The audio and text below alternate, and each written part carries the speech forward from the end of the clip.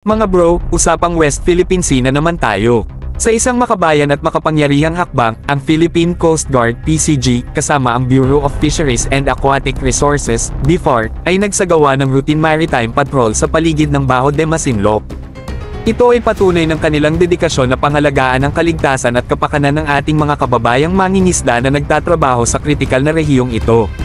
Pero mga bro, hindi lang basta-basta patrol ang ginawa nila. BRP Teresa Magbanua at BRP Cobra ang sumabak sa aksyon, at habang nagbabantay sila sa seguridad, nagpakita rin sila ng malasakit sa ating mga kababayan. Namigay sila ng food packs at groceries sa ating mga mangingisda, isang simpleng paraan pero may malalim na epekto sa moral at tiwala ng mga kababayan natin sa gobyerno. Mahigit 40 fishing boats ang nakita sa Baho de Masinloc, aktibong nangingisda.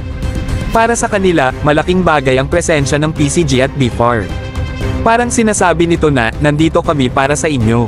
Sa ganitong aksyon, hindi lang nila pinoprotektahan ang ating teritoryo, kundi pinaparamdam din nila ang suporta sa ating mga mangingisda na direktang naapektuhan ng tensyon sa lugar. Mga bro, ganitong klaseng operasyon ang kailangan natin sa harap ng malalaking hamon sa West Philippine Sea.